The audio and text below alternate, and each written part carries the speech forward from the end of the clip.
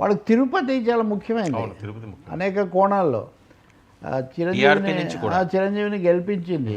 ఇంకో interesting thing చూడండి, పెద్దిరెడ్డి అడవి దొంగ అంటున్నాడు. అడవి దొంగ ఎవరు?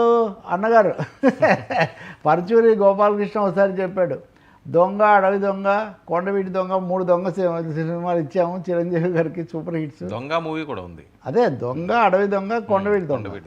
ఐ థింక్ రాఘవేంద్రరావు అనుకుంటా. 3 కూడా 3 మంచి హిట్ అయ్యాయి.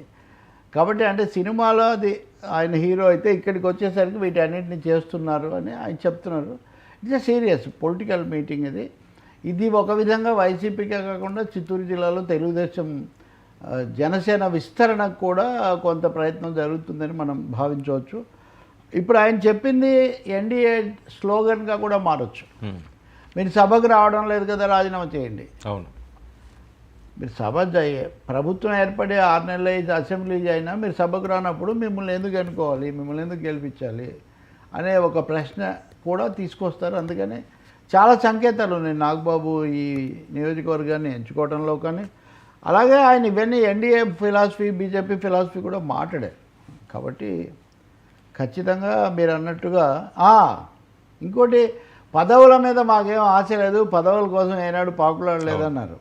ఇది ఒక విధంగా పరోక్షంగా మేము ఆ పాకులాడలేదు అని చెప్పడం ద్వారా మీరు నిర్ణయం అయినప్పటికీ ప్రకటించిన పదవి ఇవ్వడం అనేది ఇంతవరకు జరగలేదు అన్న ఒక విషయం చెప్తున్నారు. అంతే కదా, పదవి ఇస్తామని ప్రకటించారు, ఇవ్వలేదు. ఇప్పటివరకు దాని మీద మళ్ళీ చడి చప్పుడు లేదు. కాబట్టి కారణం లేదు. ఇప్పుడు చిరంజీవి రాజ్యసభ అనేది ఊరికే ఒకటి మధ్యలో వచ్చింది, కానీ నాగబాబుది ఖాయం కదా.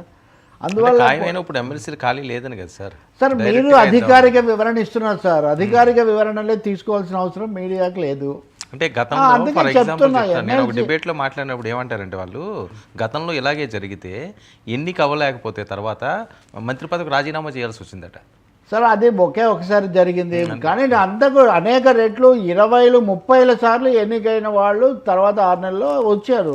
పైగా శాసన మండలికి రావడం గ్యారంటీ కదా, ఎన్నిక కాకపోవడం ఏముంది సార్. కావాలని ఆలస్యం చేస్తున్నారు. ఇందులో 2 అభిప్రాయం లేదు. నాకు తెలియదు, అది వాళ్ళు చూసుకో, వాళ్ళిద్దరికి మధ్యలో ఏముందో మనకేం తెలుస్తుంది. కానీ అధికారికంగా చంద్రబాబు సంతకం చేసి మరి ఈ పదవిలోకి తీసుకుంటున్నామని చెప్పిన తర్వాత ఒక 2 నెలలు 3 నెలలు కావాల్సిన అవసరం ఉంది, ఏం కారణం లేకపోతే. కాబట్టి పదవులు కోరుకోవట్లేదు అన్నప్పుడు ఈ విషయం కూడా స్పష్టంగా చెప్పాలి కదా అయితే అప్పుడు. కాబట్టి మీరు ఏమీ లేదు అనకండి. ఒక అండర్ కరెంట్ ఉంది. జిల్లాలోకి వెళ్తే, ఇంకో చోటుకి వెళ్తే వీళ్ళు ఉదాహరణకు వైసీపీ నుంచి వచ్చిన వాళ్ళు వీళ్ళు జనసేనలో చేరటం. బాలినేని శ్రీనివాసరెడ్డి నిన్న ప్రకాశం జిల్లా మిత్రులు కొంతమంది కలుస్తున్నారు. ఎలా ఉంది ప్రకాశం జిల్లాలో 2 పార్టీలు కొంచెం టెన్షన్గానే ఉంది. ఉదాహరణకు చిత్తూరు కూడా అలాంటిది అవుతుంది. ఎందుకంటే అది చంద్రబాబు నాయుడు సొంత జిల్లా, ఇవన్నీ కూడా ఉన్నాయి కాబట్టి. అందుకని నాగబాబు రంగంలోకి దిగారనే అనుకోవాలి. నాగబాబు రంగ ప్రవేశం, తమ్ముడు అక్కడ చూసుకుని ఉంటే పైన అన్నయ్య ఇక్కడికి చూసుకుంటాడేమో అని ఒక సందేహం కలుగుతుంది. రెండోది పార్టీ ప్రభుత్వాన్ని మీరు కనుక మంత్రివర్గంలోకి తీసుకోకపోతే వాళ్ళు రాజకీయ పార్టీ పదవి తీసుకొని ఆ బాధ్యతలు తీసుకొని ముందుకెళ్ళచ్చు. ఓకే. అండ్ అటాక్ చేసే పని రోజువారీగా ఉప ముఖ్యమంత్రి వచ్చి అటాక్ చేస్తే బాగుండదు. కాబట్టి ఆ మాత్రం కాస్త తూకం ఉండాలి. కాబట్టి నాగబాబు జనసేన తరఫున ఇప్పుడు పెద్దిరెడ్డిని సవాల్ చేశారంటే ఇంకోటి చేయడానికి, నాగబాబు చేయడానికి కొంచెం వాళ్ళ పార్టీ దృష్టిలో తేడా వస్తుంది కదా. ఇవన్నీ కారణాలు ఇవి. మేము వేటాడతాం అని వేట మొదలుపెట్టిన మెగా బ్రదరా.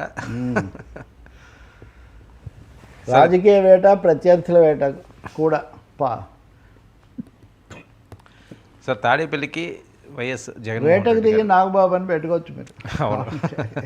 చెప్పండి సార్. తాడేపల్లికి వైఎస్ జగన్మోహన్ రెడ్డి గారు విదేశీ పర్యటన ముగించుకుని ముఖ్య నేతలతో సమావేశం, భవిష్యత్తు ప్రణాళిక ఈ నెల 5న